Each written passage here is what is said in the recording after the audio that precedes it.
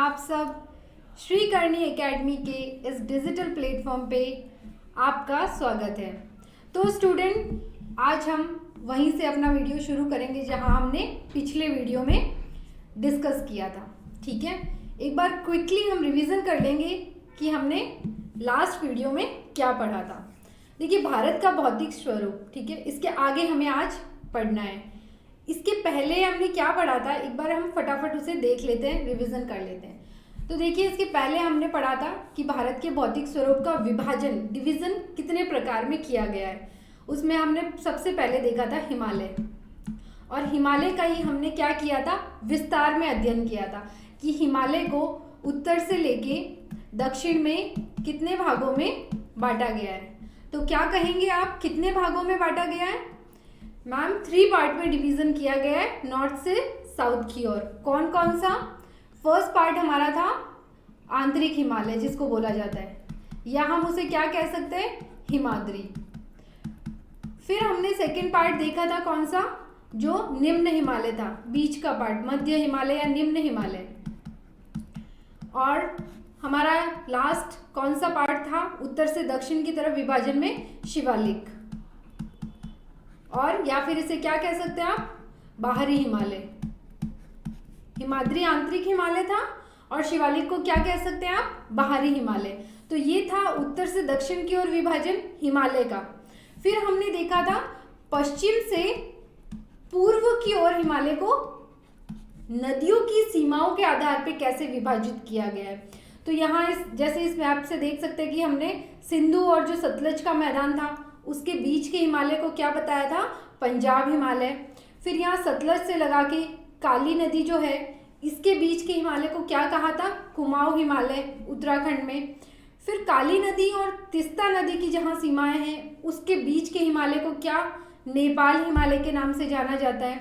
फिर तीस्ता नदी ये रही यहाँ पे, और यहाँ जो ये पूर्वी विस्तार है ये कौन सा है, असम हिमालय आपका। और सबसे आपके पूर्व में कौन सी नदी है, ब्रह्मपुत्र नदी।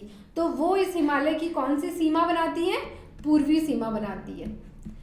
तो इतना हमने डिटेल में पढ़ा था पहले कि भौतिक स्वरूप के विभाजन में कौन कौन से प्रकार हैं। हिमालय है इस साइड, फिर प्रायद्वीपीय भारत, उत्तर का मैदान मैप में देखिए, ये मरुस्थल, तटीय मैदान, और जो हमारे द्वीप समूह है। तो ये भारत के भौतिक विभाजन किया गया है 6 प्रकारों में, और इनमें से हमने जो हिमालय पहला टाइप था उसको विस्तार में देख लिया है। तो आज हम भारत के भौतिक स्वरूप में जो दूसरा विभाजन है, जो ये उत्तर मैदान का विभाजन है, इसको क्या हम विस्तार से देखेंगे कि इसमें कैसे विभाजन किया गया है नदियों के आधार पे। तो स्टूडेंट, चलते हैं हम अपने आज के सेशन की ओर, जिसमें है उत्तरी मैदान के बारे में हमें पढ़ना है, और ये 2nd नंबर का डिवीजन है भौतिक स्वरूप भारत का जो है।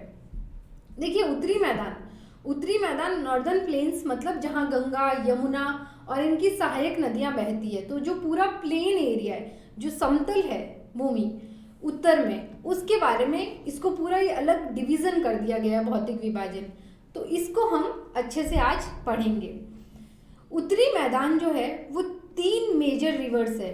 3 कौन कौन सी मेजर रिवर्स है, सिंधु नदी, गंगा और ब्रह्मपुत्र, और इनकी सहायक नदियों से बना है। तो ये क्या कहना चाह रहा है, पहला पॉइंट, कि जो उत्तरी मैदान है वो सिंधु, गंगा और ब्रह्मपुत्र, ये 3 मेजर रिवर्स, मुख्य नदियाँ, और इनकी जो सहायक नदियाँ हैं उनसे ये जो प्लेन है, उत्तरी मैदान है, ये बना हुआ है। ये जलोढ़ मिट्टी से बना हुआ है। किस मिट्टी से? जलोढ़ मिट्टी, जो क्या होती है, उपजाऊ मृदा होती है। ठीक है, लाखों वर्षों से हिमालय के गिरिपद में स्थित बहुत बड़े द्रोणी में जलोढ़ों का निक्षेप हुआ, जिससे इस उपजाऊ मैदान का निर्माण हुआ, और ये इसका विस्तार बताया हुआ है।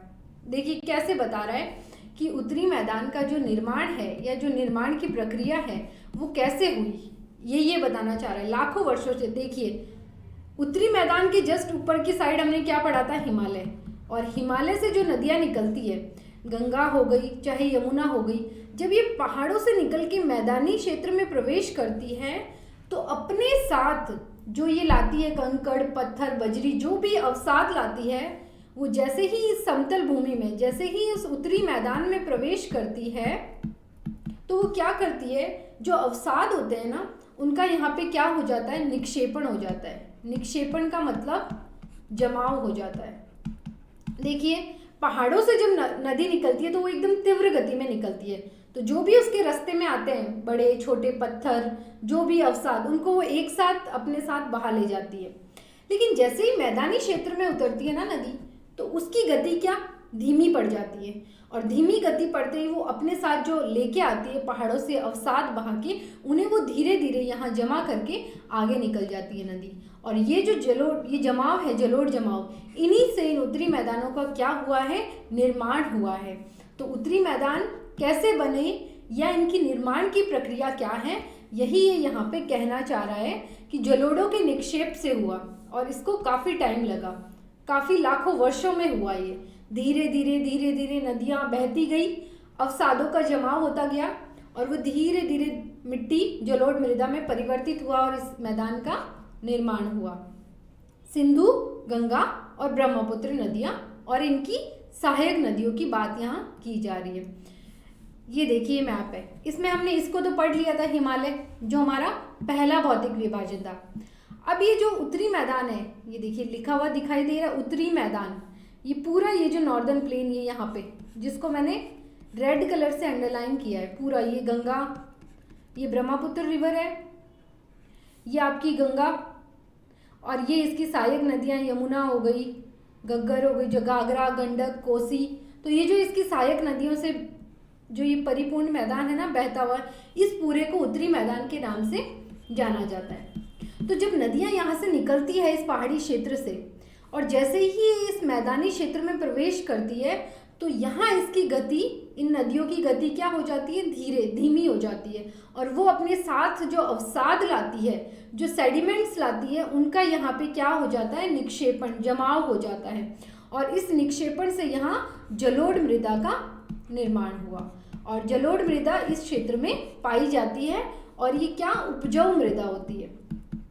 इसीलिए आप देख सकते हैं कि जो ये उत्तरी मैदान का क्षेत्र है भारत का, अभी जनसंख्या सबसे ज़्यादा घनत्व कहाँ, यही है, मतलब यहाँ ज़्यादा संख्या में जनसंख्या निवास करती है। क्यों, उपजाऊ मृदा है, तो कृषि की दृष्टि से ये क्षेत्र क्या महत्वपूर्ण हो जाता है। यहाँ तरह तरह की फसलें उगाई जा सकती है। समतल मैदान है तो परिवहन के साधनों का विकास हो गया, नदियाँ बह रही हैं तो सिंचाई की सुविधा, पेयजल की सुविधा। तो इन सब वजह से क्या है, ये जनसंख्या भी यहाँ की अदर जो भौतिक विभाजन है या भौतिक प्रदेश है उससे इसकी जनसंख्या भी क्या अधिक है। ठीक है, तो उत्तरी मैदान बहुत ही इम्पोर्टेंट है। मुख्य 3 नदियों से ये क्षेत्र क्या है आपका पूरा बना हुआ है। उसमें 3 कौन सी है, गंगा, ब्रह्मपुत्र, और ये सहायक नदियाँ हैं गंगा और ब्रह्मपुत्र की, यमुना हो गई, ये जो पूरी आपको सहायक नदियाँ, और इधर से ब्रह्मपुत्र की सहायक नदियाँ। तो पहला पॉइंट अगर उत्तरी मैदान के बारे में तो क्या कहेंगे कि ये नदियों के जो अवसाद है उससे निक्षेपित हुआ मैदान है। और यहाँ कौन सी मिट्टी पाई जाती है, तो यहाँ पे आप कहेंगे कि मैम जलोढ़ मिट्टी यहाँ पे पाई जाती है, जो नदियों के द्वारा लाए गए अवसादों के निक्षेपण से बनी है। ठीक है, अब देखिए ये जो उत्तरी मैदान पूरा यहाँ पे, ये उत्तर प्रदेश, बिहार, झारखंड, छोटा नागपुर का ये प्लेट्यू, ये जो इधर से आ जाता है इससे ऊपर, ये पूरा इलाका जो है, बिहार हो गया यहाँ पे, पंजाब, हिमाचल, ये जो पूरा इलाका है ये उत्तरी मैदान के राज्य हैं, उत्तरी मैदान में आने वाले राज्य। ये मैदान 2400 किलोमीटर क्या है, लंबा है, मतलब 2400 किलोमीटर क्या है, ये लंबा है। और 240 उत्तरी मैदान और मोटे मैदान पर 3, देखिए क्या बोल रहा है कि 240 किलोमीटर चौड़ा है ये, और लंबा कितना है, 2400 किलोमीटर। ये तो एक फैक्ट है, आप याद रख सकते हैं तो अच्छी बात है, नहीं तो ये इतना इम्पोर्टेंट नहीं है, ये पूछा नहीं जाता। फिर क्या लिख रहा है कि 3 मुख्य उपवर्गों में हमने हिमालय को भी आगे उत्तर से दक्षिण और पूर्व से पश्चिम में विभाजित किया था, उसी प्रकार अब उत्तरी मैदान का भी ये आगे डिवीज़न बता रहा है, विभाजन बता रहा है। मुख्य बातें तो देख ली हमने उत्तरी मैदान की कि ये नदियों से बना हुआ है, ठीक है, जलोढ़ मिट्टी पाई जाती है, निक्षेपण हुआ है यहाँ पे अवसादों का, उससे इस मैदान का निर्माण हुआ है। ठीक है, अब इसका आगे क्या किया गया है, विभाजन किया गया है। और वो विभाजन किस प्रकार किया गया है, देखिए उत्तरी मैदान के जो पश्चिमी भाग है, जो वेस्ट साइड है उसका, उसको किस नाम से जाना जाता है, पंजाब का मैदान। ठीक है, उत्तरी मैदान का जो पश्चिमी पार्ट है, जहाँ से मैप में मैं आपको दिखाऊंगी, इसको किस नाम से जाना जाता है, पंजाब का मैदान। ये सिंधु और इसकी सहायक नदियों के द्वारा बनाया गया है। किस मैदान की बात कर रहा है ये, प्लेन्स ऑफ पंजाब। पंजाब का जो मैदान है, जो पश्चिमी भाग में है उत्तरी मैदान के या भारत के, जो तो ये किस नदियों के द्वारा बनाया गया है, तो ये सिंधु रिवर और जो इसकी सहायक नदियां हैं, इसके द्वारा इस पंजाब के मैदान का निर्माण हुआ है। आगे क्या है देखिए कि इस मैदान का जो बहुत बड़ा हिस्सा है वो पाकिस्तान में अब चला गया है। ठीक है, वो पाकिस्तान का पार्ट हो गया है। सिंधु और इसकी सहायक नदियां झेलम, चेनाब, ये इसकी सहायक नदियों के नाम हैं। झेलम हो गई, चेनाब, रावी, व्यास और सतलुज, ये सिंधु की 5 सहायक नदियां हैं। ये कहाँ से निकलती है, हिमालय से निकलती है। और मैदान के इस भाग में दोआबों की संख्या बहुत अधिक है। दोआब किसे कहते हैं, ये क्वेश्चन सीधे सीधे भी पूछा जा सकता है कि दोआब से क्या अर्थ है या इसका क्या तात्पर्य है। दोआब मतलब जैसे 2 नदियां हैं, ये 2 रिवर्स जा रही हैं, तो इनके जो बीच का ये भाग होता है, जो समतल मैदान होता है, इसको दोआब के नाम से जाना जाता है। तो ये क्या कह रहा है कि उत्तरी मैदान का जो पंजाब का मैदान है पश्चिमी भाग में, वहाँ इन दोआबों की संख्या बहुत ज़्यादा है, और होगी भी क्यों नहीं। देखिए क्या कह रहा है कि ये सिंधु रिवर, एक बार मैप में हम वापस चलते हैं कि ये क्या कहना चाह रहा है। ये देखिए, इसको मैं रफ कर रही हूँ अभी वापस, आपको अच्छे से दिखे इसलिए। तो ये रही आपकी, देखिए सिंधु रिवर, और ये है इसकी सहायक नदियाँ झेलम, रावी, सतलज और व्यास, यहीं पे मिल जाती है पंजाब इस सीमा पे, तो ये आपको यहाँ नहीं दिखाई गई। तो ये जो इसकी सहायक नदियाँ हैं सिंधु और, तो इनसे जो ये प्लेन बना हुआ है ना, इस तरफ की प्लेन की बात कर रहा है, उत्तरी मैदान का ही एक विभाजन पढ़ रहे हैं हम, ध्यान रखना इस बात को। हम अलग नहीं पढ़ रहे हैं, हम उत्तरी मैदान का ही पहला विभाजन पढ़ रहे हैं, और उस पहले विभाजन का नाम क्या है, पंजाब का मैदान। क्या है, पंजाब का मैदान। और ये कहाँ पे है, तो ये जो उत्तरी मैदान आप देख रहे हैं मैप में, इसके पश्चिमी हिस्से में पंजाब का मैदान है।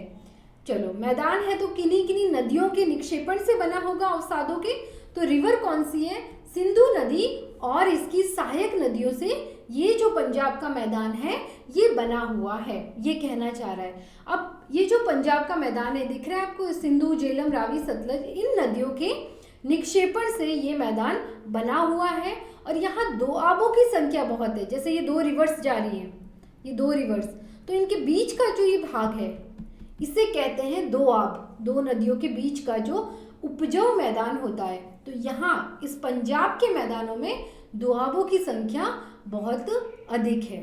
ठीक है, ये क्लियर हुआ यहाँ तक।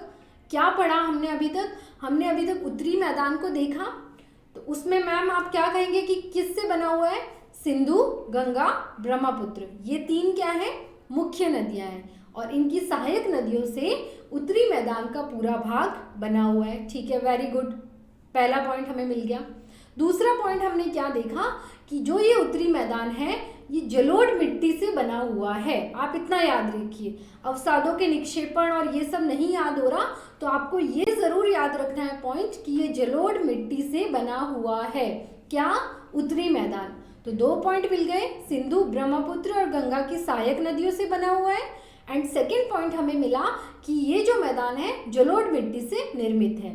अगर उत्तरी मैदान के बारे में आ जाए तो ये 2 मेजर पॉइंट है। फिर हमने उत्तरी मैदान का विभाजन देखा, और विभाजन में पहला देखा हमने पंजाब का मैदान। और पंजाब का मैदान उत्तरी जो ये मैदान है इसके पश्चिम में अवस्थित है, और कौन सी नदियों के द्वारा, सिंधु और इसकी सहायक नदियों के द्वारा ये मैदान बना हुआ है पंजाब का। इतना आपको अभी तक याद रखना है, या मैंने इतना आपको ये समझाया है। अब देखिए आगे क्या कह रहा है कि गंगा के मैदान का विस्तार घग्गर तथा तीस्ता नदियों के बीच में है, और यह उत्तरी भारत के कौन कौन से स्टेट्स में फैला हुआ है, राज्यों के नाम बताए जा रहे हैं। हरियाणा, दिल्ली, यूपी, उत्तर प्रदेश, बिहार, झारखंड और पश्चिमी बंगाल।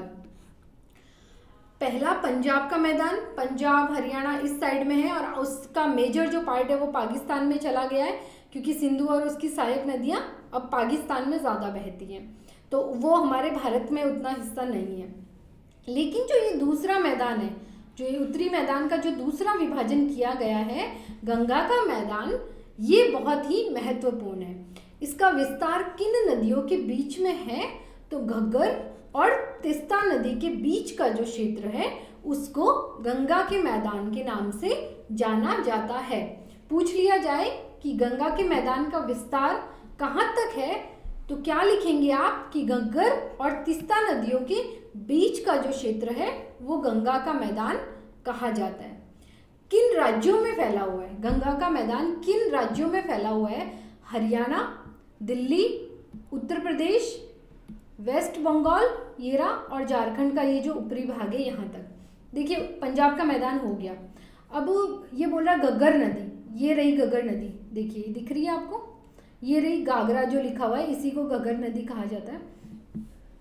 तो ये घग्गर नदी और तीस्ता नदी जो आपकी है वो यहाँ से बहती है, यहाँ इस मैप में है नहीं, तो ये मान सकते हैं कि यहाँ से लेके जो ये पूरा है, ये वाला जो पूरा रेड कलर में जिसे मैंने शो किया है, ये पूरा इलाका क्या है, ये है गंगा का मैदान, ठीक है, प्लेन्स ऑफ गैंगेटिक प्लेन्स जिसे कहते हैं, गंगा का मैदान।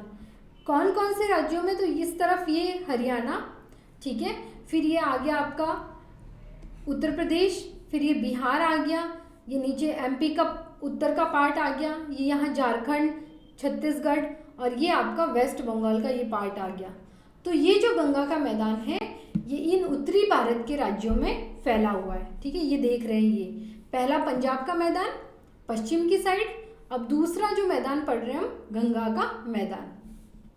देखिए घग्गर रिवर जो है ना, अब जो लुप्त हो गई है, अब इस रिवर का है नहीं, ये राजस्थान में पहले इस तरह से बहती थी, तो अब इस जिसे सरस्वती रिवर के नाम से भी जाना जाता है, ये घाघरा रिवर अलग है। तो इस रिवर से ये बोल रहा है यहाँ तीस्ता रिवर के बीच का जो क्षेत्र है इसको गंगा के मैदान के नाम से जाना जाता है, ठीक है।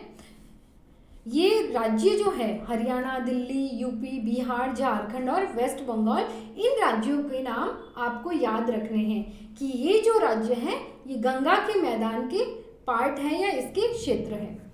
ब्रह्मपुत्र जो है उसका मैदान, ब्रह्मपुत्र का जो मैदान है वो इस गंगा के मैदान के पश्चिम में, विशेषकर असम में स्थित है।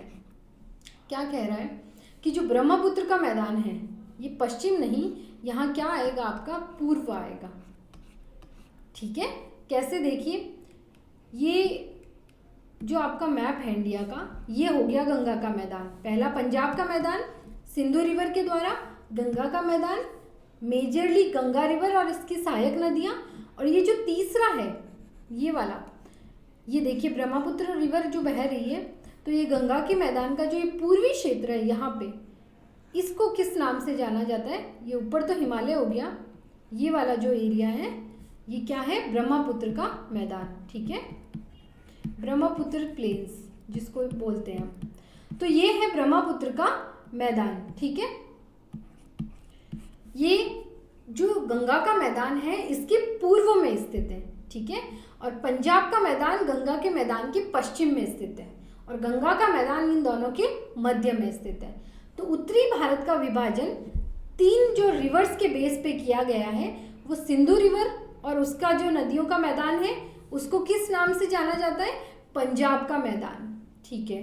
फिर जो गंगा जो रिवर है और इसकी सहायक नदियां हैं, ये जो प्लेन्स बनाती है इसको बोला जाता है गंगा का मैदान, और ब्रह्मपुत्र रिवर और इसकी सहायक नदियों से जो बना हुआ मैदान है वो है ब्रह्मपुत्र का मैदान।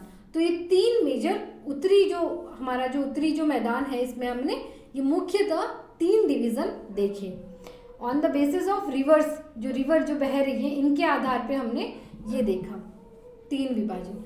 अब क्या कह रहा है कि आकृतिक विभिन्नता के आधार पे उत्तरी मैदान को 4 भागों में विभाजित किया जा सकता है। अभी तो हमने जो विभाजन पढ़ा, पंजाब का, गंगा का और ब्रह्मपुत्र का मैदान, ये नदियों की सीमाओं के आधार पे, यहाँ जहाँ से नदियाँ गुजर रही है उनके आधार पे पढ़ा। अब हम दूसरा विभाजन पढ़ रहे हैं, लेकिन वो किस आधार पे पढ़ रहे हैं? आकृतिक भिन्नता के आधार पे। किस बेस पे पढ़ रहे हैं कि आकृति डिफरेंट है, किस तरह की आकृति बना रहा है उत्तरी मैदान, उसके आधार पे। नदियाँ पर्वतों से नीचे उतरते टाइम शिवालिक की ढाल पे 8 से 16 किलोमीटर चौड़ी पट्टी में जो अपने साथ जो लाती है उनका निक्षेपण करती है अवसादों का, और इसे भाबर नाम से जाना जाता है। तो पहला जो विभाजन हुआ आकृति की विभिन्नता के आधार पे, वो हुआ, उसको किस नाम से जाना जाएगा? तो वो है भाबर। अब बोला जाएगा कि ये क्वेश्चन कई बार आया हुआ है और आ सकता है कि भाबर क्या है। तो क्या कहेंगे कि भाबर चौड़ी पट्टी का एक क्षेत्र है, लगभग 8 से 16 किलोमीटर इसकी जो चौड़ाई है। और यहाँ क्या होता है, नदियाँ जो अपने साथ अवसाद लाती है इस पट्टी में, ये जो एरिया है भाबर का, यहाँ उन अवसादों का निक्षेपण कर देती है। तो जो वो निक्षेपण करने वाला जो एरिया है वो 8 से 10 और 16 किलोमीटर जो चौड़ा एरिया है उसे भाबर के नाम से जाना जाता है। ये पहला डिवीज़न आकृतिक विभिन्नता के आधार पे। सभी सरिताएं मतलब रिवर्स इस भाबर पट्टी में विलुप्त हो जाती है, मतलब यहाँ आके आपको दिखेगी नहीं रिवर्स कहाँ गई, क्योंकि वो इस पट्टी में, जो भाबर की जो पट्टी है इसमें विलुप्त हो जाएगी। इस पट्टी के दक्षिण में ये सारी जो नदियाँ हैं ये पुनः निकल के आती है और नम और दलदली, जो मतलब आपका चिपचिपा नम सा नदियों का क्षेत्र होता है, उसका निर्माण करती है। और इसे किस नाम से जाना जाता है? तराई के नाम से। देखिए कितना अच्छा पॉइंट है कि भाबर के दक्षिण का जो भाबर से नीचे की तरफ जो एरिया है उसे किस नाम से जाना जाएगा? तराई के नाम से। भाबर, ये जैसे मान लो कि ये रिवर आ रही है पर्वतों से निकल के, ठीक है, और जैसे ये पर्वतों से निकल के आई तो ये जैसे मान लीजिए आपका भाबर का एरिया है 8 से 16 किलोमीटर चौड़ी पट्टी है। तो यहाँ पे इन अवसादों का निक्षेपण तो हो गया, उसके साथ साथ क्या हुआ, ये नदियाँ जो आ रही है यहाँ पे लुप्त हो जाती है, मतलब डूब जाती है उस क्षेत्र के अंदर, और फिर ये जहाँ थोड़ा सा आगे जाके वापस आती है, निकलती है, तो ये जो एरिया है ये दलदली और चिपचिपा क्षेत्र है, मतलब नदियाँ निकल रही है, कीचड़ हो रखा है। तो इस क्षेत्र को किस नाम से? तराई के नाम से। और जहाँ लुप्त हो रही है नदियाँ वो भाबर, ठीक है। भाबर तराई से ऊपर की ओर, तराई जो है भाबर के दक्षिण में, यहाँ नदियाँ पुनः निकल जाती है और यहाँ नदियाँ क्या हो रही है? विलुप्त हो रही है। तो ये दो हमने विभाजन देखा, भाबर और तराई, ठीक है। उत्तर की ओर भाबर है और जैसे ही नदियाँ जिस क्षेत्र में वापस निकल रही है उसे किस नाम से जाना गया है? तराई के नाम से।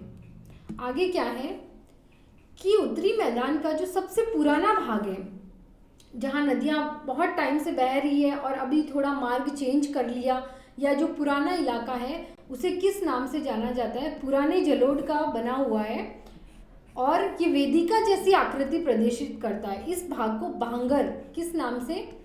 भांगर नाम से। देखिए जो हमने वो पढ़ा जहाँ नदियाँ विलुप्त हो रही थी, नदियाँ पर्वतों से निकल के जहाँ विलुप्त हो रही थी वो क्षेत्र था भाबर, और ये जो हम पढ़ रहे हैं ये है भांगर। डिफरेंस है, दोनों में अंतर है, एक नहीं समझना है इसे। वो था भाबर और ये क्या है? भांगर। भांगर मतलब सिंपल सा अगर पूछे भांगर क्या है तो आप कहेंगे पुराना जलोढ़ का मैदान। बस ये इतनी सी डेफिनेशन है इसकी कि भांगर किसे कहते हैं। भांगर से आप क्या समझते हैं? तो नदियों के द्वारा बनाया हुआ पुराना जलोढ़ का मैदान, या पुराना जलोढ़ का जो मैदान है उसे क्या कहते हैं? भांगर कहते हैं। और ये सबसे बड़ा है, सबसे विशालतम भाग पे फैला हुआ है, तो वो कौन सा है? भांगर का जो क्षेत्र है। इस क्षेत्र की मृदा, मिट्टी में निक्षेप पाए जाते हैं चनेदार, मतलब दाने दाने से, जिसे स्थानीय भाषा में कंकड़ कहते हैं। छोटे छोटे कंकड़ देखे होंगे ना आपने कभी अपने आसपास, तो ये बोल रहा है कि उन छोटे छोटे कंकड़ों से निर्मित है ये भाबर का जो क्षेत्र है। बाढ़ वाले मैदानों में नए तथा युवा निक्षेपों को खादर कहा जाता है। एक और हमें विभाजन मिल गया और वो क्या है? खादर। इसका लगभग प्रत्येक वर्ष पुनर्निर्माण होता है, इसलिए ये उपजाऊ होते हैं और गहन खेती के लिए मतलब गहन खेती की जाती है। अब देखिए क्या कहना चाह रहा है, हम एक बार शुरू से इसे समझते हैं। ठीक है, ये बोल रहा है कि ये जैसे आपका पर्वत है। ठीक है, अब आपको सिर्फ यहाँ देखना है, स्क्रीन की ओर समझना है कि मैम क्या समझा रही है। ये देखिए जैसे यहाँ पर्वत से कोई नदी निकल रही है। ठीक है, और ये नदी निकल रही है, ये हिमालय से निकल रही है और अब ये कहाँ आ गई, मैदान में। मैदान मतलब समतल क्षेत्र। और मैदानों में आती है तो अपने साथ ही जो भी कंकड़ पत्थर और बड़े बड़े जैसे मान लो अवसाद लेके आती है, उनका यहाँ पे ये जो चौड़ी थोड़ा सा चौड़ा 8 से 16 किलोमीटर का इस क्षेत्र में ये नदियाँ भी लुप्त हो रही है और अपने अवसादों का यहाँ जमाव कर रही है। तो ये क्षेत्र हो गया भाबर। ठीक है, और फिर ये नदियाँ, ये चिपचिपा क्षेत्र है जहाँ से ये नदियाँ वापस निकल रही है, वापस इन नदियों का इमर्जेंस हो रहा है वापस। तो ये कौन सा है, तराई का क्षेत्र है, जो क्या होता है, दलदली एरिया है। ठीक है, यहाँ पे बहुत सारे आपको जैव विविधता, बहुत सारे जीव जंतु आपको इस तराई वाले क्षेत्र में दिखेंगे। तो भाबर जहाँ नदियाँ विलुप्त हो रही है और तराई वाला क्षेत्र जहाँ नदियाँ वापस निकल रही है। तो इन दो क्षेत्रों के बाद ये क्या कह रहा है कि मान लो नदियाँ अब यहाँ से बहने लग गई, पहले इस तरह थोड़ा इधर से होके बहती थी, तो अब जो इधर से होके नहीं बह रही है, लेकिन जो ये क्षेत्र है अब ये क्या पुराना हो गया, क्योंकि नदियाँ इधर से बहने लग गई। तो ये जो पुराना क्षेत्र है इसको किस नाम से जाना जाता है, भांगर नाम से। किस नाम से, भांगर नाम से। और जो ये नया अभी नदियाँ जहाँ से बाढ़ आती है और जो बाढ़ वाला एरिया है वो हमेशा क्या होता है, हर साल बाढ़ आती है, वो क्षेत्र वापस से नया बनता है। तो इस जो ये बाढ़ वाला जो एरिया है जो नदियों के द्वारा निक्षेपित है, इसको खादर नाम से जाना जाता है। ठीक है, ये नया है और ये भांगर है जो ये क्या है, पुराना जलोढ़ का मैदान है, पुराना।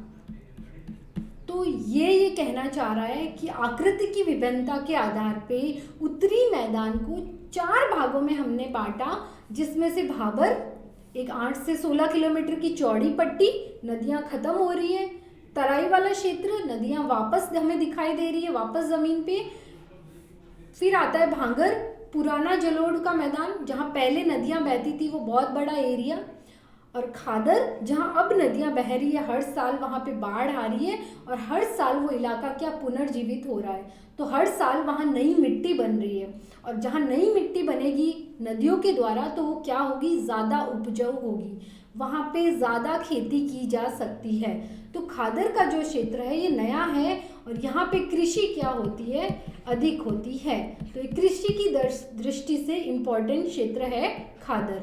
और भांगर क्या है, पुराना जलोढ़ का मैदान। तो ये जो 4 पॉइंट आपने देखे, भाबर, तराई, फिर भांगर और फिर खादर, ये आकृतिक विभिन्नता के आधार पे है, आकृति की डिफरेंस के आधार पे है। ठीक है, तो आपसे एक एक नंबर में डेफिनेशन भी पूछी जा सकती है कि भाबर किसे कहते हैं, तराई किसे कहते हैं, या भांगर और खादर में अंतर क्या है, पुराने जलोढ़ के मैदान को डैश डैश कहेंगे, आपका 1 नंबर का फिल इन द ब्लैंक्स आ गया। या किसी भी तरह से क्वेश्चन आए तो आपको समझ जाना चाहिए कि किसके बारे में बात कर रहा है। भाबर और भांगर में आपको कंफ्यूज नहीं होना है।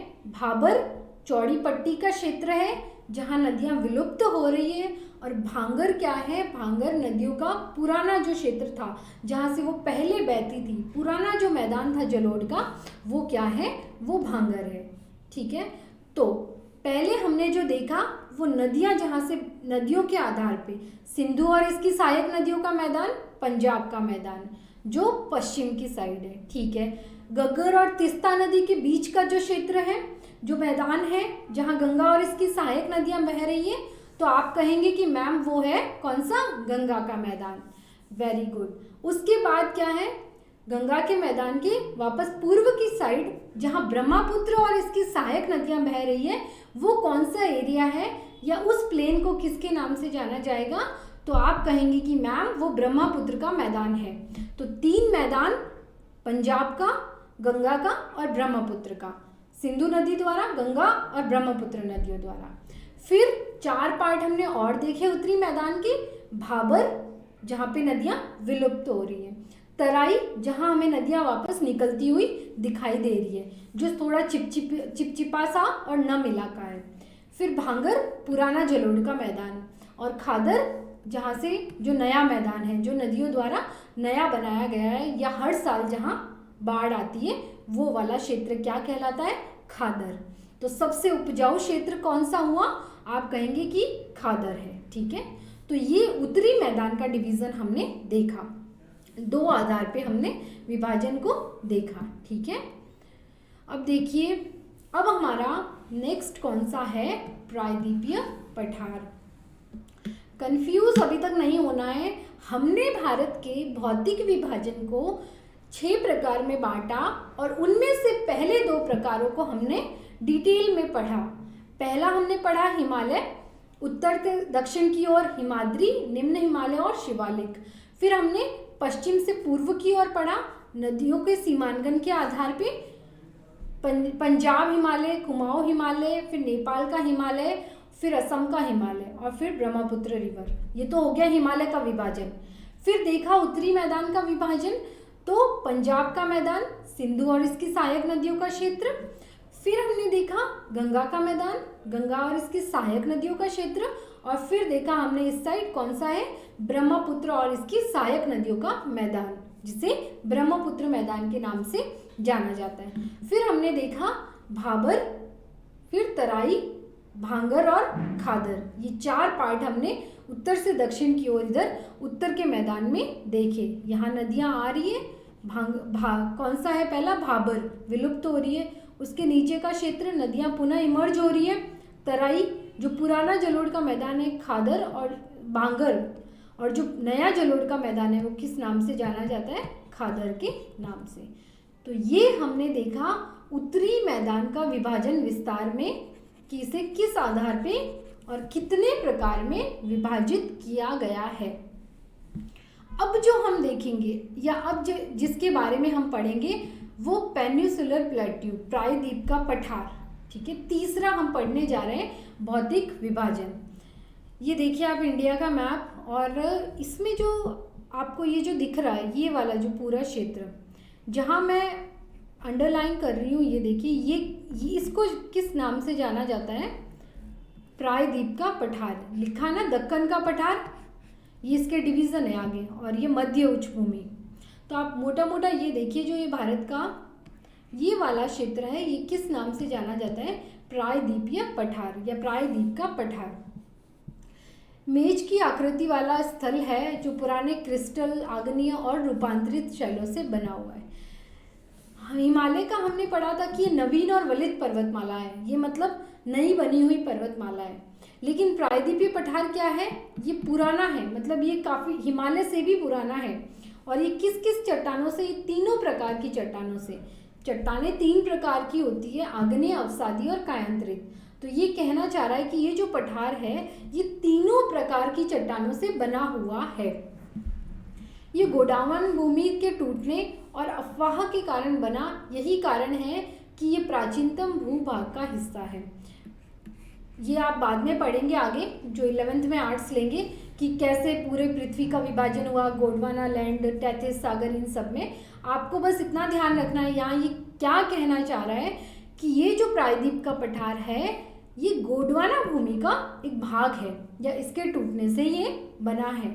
और ये क्या? प्राचीनतम भूभाग है, सबसे पुराना ये जो प्रायद्वीपीय पठार है। इस पठारी भाग में चौड़ी और छिछली घाटियाँ और गोलाकार पहाड़ियाँ हैं। ये इसकी विशेषताएं बताई जा रही है। हिमालय में ऊंचे ऊंचे शिखर देखे थे हमने, ठीक है, माउंट एवरेस्ट, कंचनजंगा, नंदा देवी, ये सब हमने हिमालय में देखे थे, ऊंचे ऊंचे शिखर। लेकिन प्रायद्वीपीय पठार में क्या कहना चाह रहा है कि यहाँ पे चौड़ी और छिछली घाटियाँ हैं। घाटियाँ क्या होती है? ये देखिए, जैसे कोई नदी यहाँ पे बह रही है, आपकी रिवर नर्मदा हो गई, जो ये प्रायद्वीपीय पठार की नदियाँ हैं। तो जब नदियाँ बहती है, या 2 बड़े पहाड़ों के बीच में जो नीचे की तरफ भूमि होती है, इस तरह से इसे क्या कहा जाता है? घाटी कहा जाता है। तो क्या कहना चाह रहा है कि प्रायद्वीपीय पठार जो, इसमें बहुत सारी चौड़ी और छिछली घाटियाँ हैं, बहुत सारी चौड़ी और कम जो हाइट की है वो ऐसी घाटियाँ यहाँ पाई जाती है। किस चट्टानों से बना है? तो कायांतरित, आग्नेय और अवसादी चट्टानों से ये बना हुआ है। ये जो एक पुराना भूभाग है, प्राचीनतम गोंडवाना भूमि का हिस्सा है। यहाँ पे चौड़ी और छिछली हमें घाटियाँ देखने को मिलेगी। ये हमने प्रायद्वीपीय पठार की कुछ विशेषताएं पढ़ी। अब इसका डिवीजन देखते हैं कि इसको कैसे बांटा गया है और किस आधार पे बांटा गया है। तो इसके दो मुख्य भूभाग हैं, दो इसको मेजर पार्ट कौन कौन से हैं? एक तो है मध्य उच्च भूमि और दूसरा है दक्कन का पठार। कौन कौन सी है? एक है मध्य उच्च भूमि और दूसरा है दक्कन का पठार। नर्मदा नदी के उत्तर में प्रायद्वीपीय पठार का वो हिस्सा या वो भाग जो मालवा के पठार के अधिकतर भागों में फैला हुआ है, मध्य उच्च भूमि के नाम से जाना जाता है। अभी आप सिर्फ पढ़िए, मैं आपको मैप में बताऊंगी क्या कह रहा है ये। विंध्य श्रृंखला के दक्षिण में सतपुड़ा श्रृंखला, उत्तर पश्चिम में अरावली और पश्चिम में ये धीरे धीरे राजस्थान के बलुई और पथरूली मरुस्थल में मिल जाता है। कौन? प्रायद्वीपीय पठार। इस क्षेत्र में ये सारी नदियाँ बहती हैं और ये किस तरह दक्षिण पश्चिम से उत्तर पूर्व की तरह ये नदियाँ बहती है। देखिए आ जाइए मैप में, ये क्या कह रहा है। ये आपको दिख रही है नर्मदा रिवर, ये रही नर्मदा रिवर। तो ये कह रहा है ये जो नर्मदा नदी के या नर्मदा रिवर के ये जो मालवा का पठार है, ये मालवा का पठार ये देखिए एमपी में। तो ये जो क्षेत्र है नर्मदा नदी के उत्तर में और मालवा के पठार का ये जो भाग है, इसको हम जानते हैं मध्य उच्च भूमि के नाम से।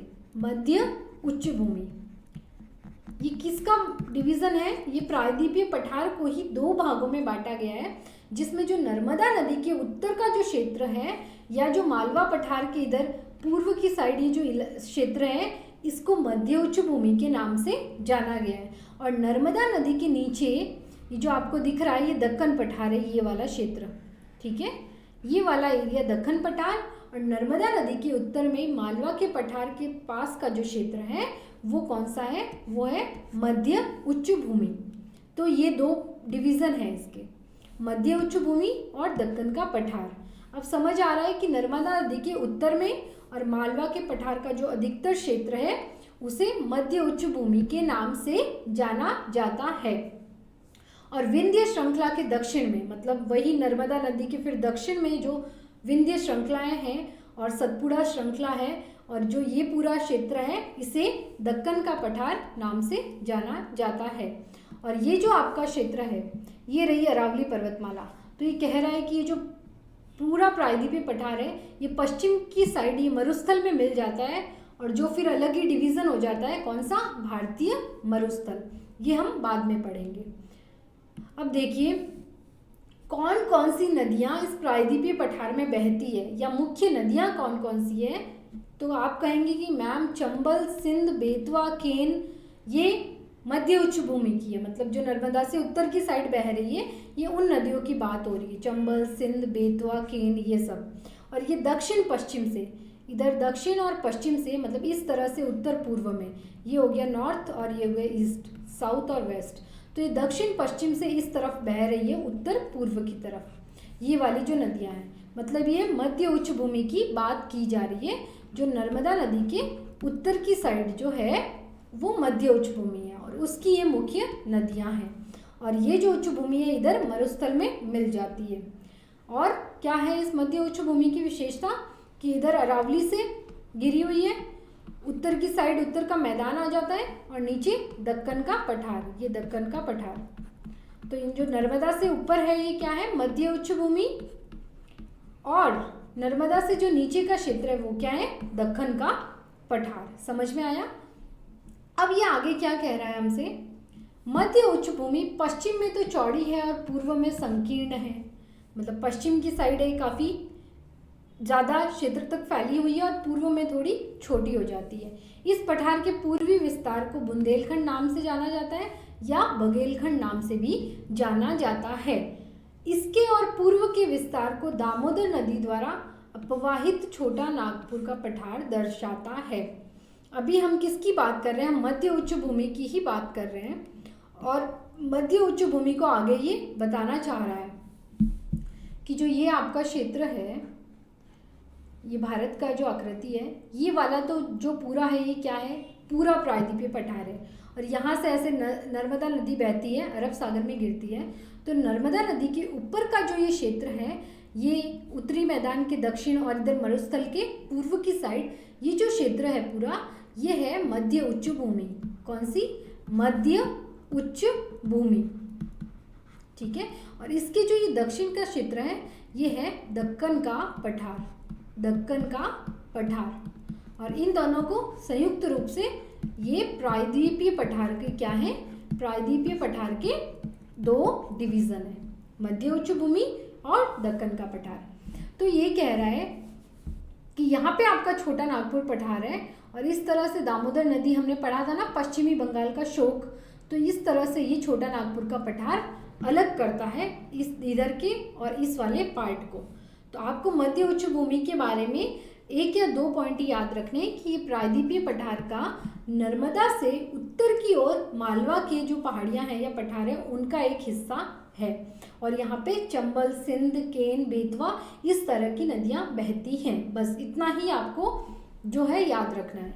अब ये क्या कह रहा है? ये दक्कन की पठार की बात कर रहा है कि दक्षिण का जो पठार है ये त्रिभुजाकार भूभाग है। देखिए इस तरह से, मतलब ये त्रिभुजाकार ट्रायंगल के शेप में है, जो नर्मदा नदी के दक्षिण में स्थित है। ये रही नर्मदा नदी, कौन सी रिवर है ये? नर्मदा रिवर। और इसके साउथ में दक्षिण का ये दक्कन का पठार है, ये वाला इस तरह से ट्रायंगल फॉर्म में। उत्तर में इसके चौड़े आधार और सतपुड़ा की श्रृंखलाएं हैं, जबकि महादेव एवं कैमूर की पहाड़ियाँ और मैकाल की जो श्रृंखलाएं हैं वो इसका पूर्वी विस्तार है। कहाँ से कहाँ तक फैला हुआ ये बता रहा है, ये आपको नहीं करना है। ये आप मैप लेके अपने से डिवीज़न कर सकते हैं कि हिमालय यहाँ तक फैला हुआ है, उत्तर का मैदान ये है, दक्कन का जो पठार है या प्रायद्वीपीय पठार है इसका ये क्षेत्र है। ये आपका मैप वर्क हो जाएगा। अगर आप मैप से समझेंगे तो बहुत आसानी से आपको जो फिजिकल डिवीज़न है इसको अच्छे से समझ आ जाएगा। दक्षिण का जो पठार है इसको अभी नहीं देखना है। दक्षिण का जो पठार है ये पश्चिम में ऊंचा है, जो इस साइड है पश्चिमी साइड है, इधर से तो ये ऊंचा है और पूर्व की ओर जो है इसकी जो हाइट है वो कम है। पूर्व की ओर है ये कम ऊंचा है दक्षिण पश्चिम की अपेक्षा। किसकी बात हो रही है? अब हम दक्कन के पठार की बात कर रहे हैं। दक्षिण के पठार के पूर्वी और पश्चिमी सिरे को पूर्वी और पश्चिमी घाट स्थित है, और जो पश्चिमी घाट और पश्चिमी तट के समांतर, देखिए क्या कह रहा है कि ये वापस हम अपने मैप पे चलते हैं क्योंकि मैप पे आपको अच्छे से समझ आएगा। ये आपका जो पठार है प्रायद्वीपीय पठार, जो प्रायद्वीपीय पठार का ये हिस्सा तो मध्य उच्च भूमि हो गया, ठीक है। हमने ये भी देख लिया इसमें चंबल, सिंध, केन, बेतवा ये सारी रिवर्स है, ठीक है। और ये छोटा नागपुर का पठार है, यहाँ तक भी इस मध्य उच्च भूमि फैली हुई है। ये इसका क्या है? पूर्वी विस्तार है। और पश्चिम में ये अरावली तक फैला हुआ है, ठीक है। अब हम बात कर रहे हैं इस दक्कन के पठार की। ये रहा आपका दक्कन का पठार। सबसे पहले क्या कह रहा है कि ये त्रिभुजाकार आकार में ये पठार फैला हुआ है इस तरह से ट्रायंगल फॉर्म में, और इसका जो पश्चिम का हिस्सा है इधर वाला, ये ज़्यादा अधिक ऊंचा है पूर्व की अपेक्षा दक्कन के पठार की। फिर ये कह रहा है कि जो पश्चिम का ये दक्कन के पठार का पश्चिमी पार्ट है, ये देखिए आप पश्चिमी घाट देख पा रहे हैं, ये जो लिखा हुआ है पश्चिमी घाट, और इस तरफ ये पूर्वी घाट, और ये आपका क्या है? तटीय क्षेत्र है जो अरब सागर और बंगाल की खाड़ी से लग रहा है। तो जो ये अरब सागर से लगता हुआ ये तट है, इसको पश्चिमी तट के नाम से, या पश्चिमी तट हो गया ये, और ये जो बंगाल की खाड़ी से जो ये क्षेत्र लग रहा है तटीय क्षेत्र, ये पूर्वी तटीय क्षेत्र हो गया। तो ये पूर्वी तटीय क्षेत्र के समांतर है कौन सा? पूर्वी घाट, मतलब पूर्वी तट जहाँ जहाँ है उसके समांतर में पूर्वी घाट है, और पश्चिमी तट के समांतर क्या है? पश्चिमी घाट है। पश्चिमी घाट दक्कन पठार के पश्चिम की ओर और पूर्वी घाट पूर्व की ओर है। और फिर ये कह रहा है कि पश्चिम की ओर ये पठार ज़्यादा, इसकी ऊंचाई ज़्यादा है, और पूर्व की ओर इसकी ऊंचाई कम है। नर्मदा नदी के दक्षिण में ये पठार जो दक्कन का पठार है ये स्थित है, और ये कैसी आकृति में है? ये आपके त्रिभुजाकार आकृति में स्थित है। देखिए ये लिखा है, ये जो श्रृंखलाएं है ना, सतपुड़ा की, मैकाल की श्रृंखलाएं, महादेव और कैमूर की पहाड़ियाँ, ये सब दक्कन के पठार की ही जो क्षेत्र हैं और इनको इस आधार पे विभाजित किया गया है कि इसका डिवीज़न इस तरह से कहाँ कहाँ पे है। उसके बाद में ये क्या कह रहा है कि दक्षिण के पठार का ये देख लिया, पूर्वी और पश्चिमी घाट पश्चिमी तट के समांतर और पूर्वी घाट पूर्वी तट के समांतर स्थित है। और ये सतत है, सतत मतलब ये बीच में कटे फटे नहीं है, कंटिन्यूस फॉर्म में है और इन्हें केवल दर्रों के माध्यम से, दर्रे क्या होते हैं, कोई भी घाट या पहाड़ियाँ उनके बीच में जो छोटा सा क्षेत्र होता है आने जाने के लिए उसे दर्रा कहा जाता है। तो ये बोल रहा है कि इन घाटों को दर्रों के माध्यम से ही पार किया जा सकता है। पश्चिमी घाट है, ये पूर्वी घाट की अपेक्षा ऊंचे हैं क्योंकि दक्कन पठार का पश्चिमी क्षेत्र ही ज़्यादा ऊंचा है, तो पश्चिम के घाट भी अधिक ऊंचे हैं। पूर्वी घाट की ऊंचाई दी हुई है लगभग 600 मीटर और पश्चिमी घाट की ऊंचाई जो है वो कितनी है, लगभग 900 से 1600 मीटर तक पश्चिम के घाट की ऊंचाई है। इसका विस्तार कहाँ कहाँ तक है, तो पूर्वी घाट का विस्तार महानदी की घाटी से दक्षिण में नीलगिरी तक है। और महानदी रिवर कहाँ पे है ये आपको देखना ज़रूरी है, उड़ीसा से जो है उससे लेके दक्षिण में नीलगिरी तक। पूर्वी घाट का विस्तार सतत नहीं है, कंटिन्यूस नहीं है, ये अनियमित है और बंगाल की खाड़ी में गिरने वाली नदियों ने इनको काट दिया गया। अब ये तुलना कर रहा है, यहाँ पे पश्चिमी घाट और पूर्वी घाट की तुलना की हुई है। पश्चिमी घाट जो पश्चिमी तटीय मैदान के समांतर है, ये पश्चिमी तटीय क्षेत्र के समांतर है ये पश्चिमी घाट, और ये जो पूर्वी तटीय है क्षेत्र है इसके समांतर है पूर्वी घाट। सबसे पहले हमने जो पहला पॉइंट पढ़ा क्या कह रहा है कि पश्चिमी जो घाट है ये ऊंचे अधिक हैं, इनकी ऊंचाई अधिक है, कंपेयर करें हम पूर्वी घाट से तो इनकी ऊंचाई क्या है, कम है। अगर आपको ये ऊंचाई याद रहती है वेल एंड गुड, अगर याद नहीं रहती तो ये ज़रूर याद रखना है पश्चिमी घाट अधिक ऊंचा है और पूर्वी घाट की ऊंचाई जो है कम है। फिर दूसरी चीज़ क्या कह रहा है कि पश्चिमी घाट ये यहाँ पे महानदी रिवर है और महानदी रिवर से ये जो यहाँ नीलगिरी की पहाड़ियाँ हैं जो केरल, कर्नाटक और तमिलनाडु इनके तीनों के जंक्शन पे बनी हुई है, मतलब तीनों जहाँ मिलते हैं स्टेट उस पॉइंट पे, तो यहाँ तक ये जो घाट है पूर्वी घाट ये फैला हुआ है। इस यहाँ है नीलगिरी की पहाड़ियाँ और यहाँ ये महानदी से लेके इसका विस्तार है, ठीक है। फिर ये कह रहा है कि ये जो घाट है पूर्वी घाट ये कंटिन्यूस नहीं है, सतत नहीं है, क्योंकि यहाँ बहुत सारी रिवर बंगाल की खाड़ी में गिरती हैं और जब रिवर्स गिरती है तो इस घाट को बीच बीच में से काट दिया गया है, मतलब ये रिवर्स के द्वारा, क्योंकि यहाँ नदियाँ क्या डेल्टा बनाती हैं, तो ये सतत नहीं है, कंटिन्यूस नहीं है लगातार, जैसे कि पश्चिमी घाट है, क्योंकि यहाँ नदियाँ कम गिरती है अरब सागर की तरफ, इसलिए। तो पूर्वी घाट की हमने 2-3 बातें पढ़ी, क्या, पहला कि मैम इसकी ऊंचाई कम है पश्चिमी घाट से, गुड। फिर दूसरा क्या पढ़ा कि इसका विस्तार महानदी से लेकर नीलगिरी तक की पहाड़ियों के बीच में है, और तीसरा कि ये सतत नहीं है, यहाँ बहुत सारी नदियाँ इस तरफ गिरती है तो इसको काट दिया गया है इस घाट को, तो ये कंटिन्यूस नहीं है। ये पूर्वी घाट की हमने 3 मेजर पॉइंट्स पढ़े। अगर तुलना करने को आ जाए तो पश्चिमी घाट की अब जो क्या विशेषताएं हैं देखिए। पश्चिमी घाट में पर्वतीय वर्षा होती है और किस कारण से होती है, क्योंकि ये ढाल पश्चिमी ढाल पे टकरा के उठने के कारण, और इसे बहुत सारे नामों से जाना जाता है पश्चिमी घाट को। इसकी ऊंचाई है जो उत्तर से दक्षिण की ओर बढ़ती है, मतलब उत्तर से दक्षिण की ओर जैसे जैसे इस तरफ आ रहे हैं तो इस पश्चिमी घाट की ऊंचाई बढ़ती है। इस भूभाग में शिखर ऊंचे हैं जैसे अन्नाईमुड़ी, डोडा बेटा, ये सब चोटियाँ या इनके नाम हैं। पूर्वी घाट का सबसे ऊंचा शिखर है महेंद्रगिरी, और पूर्वी घाट के दक्षिण पश्चिम में सेवराई और जावेड़ी की पहाड़ियाँ स्थित है। देखिए आपको क्या याद रखना है कि जो पश्चिमी घाट है, अब हमने पूर्वी घाट की बात तो कर ली, अब हम पश्चिमी घाट को देख रहे हैं। पश्चिमी घाट पहले ही पता है हमें कि ऊंचा अधिक है, और इसकी ऊंचाई जैसे जैसे दक्षिण की तरफ आएंगे इसकी ऊंचाई क्या होगी, बढ़ेगी और ऊंची होगी।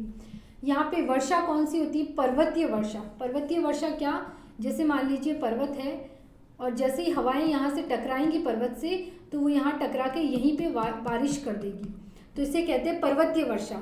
तो वो वाली वर्षा इस क्षेत्र में होती है। यहाँ कुछ शिखरों के नाम दिए गए हैं, ये याद करना बहुत ज़रूरी है। अन्नाईमुड़ी इसकी सबसे ऊंची चोटी है। अगर आ जाए कि पश्चिमी घाट की सबसे ऊंची चोटी का नाम बताइए तो आप क्या लिखेंगे? अन्नाईमुड़ी, ठीक है, सबसे ऊंची। फिर ये लिख रहा है कि और भी है डोडा बेटा, याद कर सकते हैं, वरना अन्नाईमुड़ी याद करना बहुत ज़रूरी है, पश्चिमी घाट की सबसे ऊंचा शिखर या चोटी।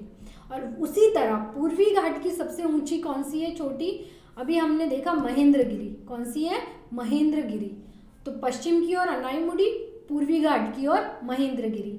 ये क्वेश्चन पूछा जाता है, 1 मार्क का क्वेश्चन है, तो इसे याद करना ज़रूरी है कि कौन कौन से ऊंचे शिखर है पश्चिम और पूर्व क्षेत्रों की ओर। यहाँ काली मिट्टी पाई जाती है। अब पूरे प्रायद्वीपीय पठार की बात हो रही है, इसे दक्कन ट्रैप के नाम से जाना जाता है। काली मृदा बहुत उपजाऊ होती है, ठीक है। काली मृदा में मुख्यतः कपास की खेती होती है। काली मृदा कपास की खेती के लिए बहुत फेमस है, ठीक है। और अरावली की पहाड़ियाँ हमने देखा ही पश्चिम की साइड है, ठीक है। ये गुजरात से लेके दिल्ली तक और दक्षिण पश्चिम और उत्तर पूर्व दिशा तक फैली हुई है। मतलब जो अरावली की पहाड़ियाँ हैं ये भी प्रायद्वीपीय पठार की ही एक क्षेत्र है, या इन्हीं में काउंट किया जाता है। अरावली की जो पहाड़ियाँ हैं इसको प्रायद्वीपीय पठार का ही एक भाग माना जाता है, ठीक है। ये पठार के पश्चिम की ओर स्थित है, ये तो हमने देख लिया। ये बहुत अपर्दित है, मतलब कंटिन्यूस नहीं है, जगह जगह कटी फटी पहाड़ियाँ हैं अरावली की। गुजरात से लेके दिल्ली तक ये उत्तर और पूर्व दिशा में क्या है? फैली हुई है। कौन सी? प्रायद्वीपीय पठार में जो अरावली की पहाड़ियाँ हैं वो। तो हमने आज दो जो हमारे विस्तृत हैं भूभाग भौगोलिक विभाजन, उनके बारे में देखा। उसमें सबसे पहले तो हमने देखा उत्तरी मैदान। उत्तरी मैदान में हमने नदियों के आधार पे पंजाब का मैदान, गंगा और ब्रह्मपुत्र के मैदान को देखा। फिर नदियाँ कैसे आ रही है उस हिसाब से हमने भाबर, तराई, भांगर और खादर, जो खादर नया मैदान है, इस आधार पे विभाजन देखा। फिर हमने तीसरा मुख्य विभाजन देखा प्रायद्वीपीय पठार का। प्रायद्वीपीय पठार को आगे दो भागों में बांट दिया गया, मध्य की उच्च भूमि और दक्कन का पठार। नर्मदा से उत्तर में क्या है? मध्य की उच्च भूमि। नर्मदा से नीचे क्या है? दक्कन का पठार। बस आपको यही याद रखना है, नर्मदा से ऊपर मध्य उच्च भूमि और नीचे क्या है? दक्कन का पठार। मध्य उच्च भूमि में कुछ नदियां हैं, चंबल, सिंध, इनके नाम आपको याद रखने हैं। उसके बाद जो दक्कन का पठार है इसकी 2-3 विशेषताएं देखी कि पहला तो ये त्रिभुजाकार में है, ट्रायंगुलर फॉर्म में है। इसमें पश्चिमी घाट और पूर्वी घाट है। पश्चिमी घाट की ऊंचाई अधिक है, पूर्वी घाट की ऊंचाई कम है, ये देखा। पश्चिमी घाट में पर्वतीय वर्षा होती है, यहाँ मतलब वर्षा ज़्यादा होती है। पश्चिमी घाट का सबसे ऊंचा शिखर कौन सा है? चोटी कौन सी है? अन्नाईमुड़ी। और पूर्वी घाट की कौन सी है? महेंद्रगिरी। ये आपको याद रखना है।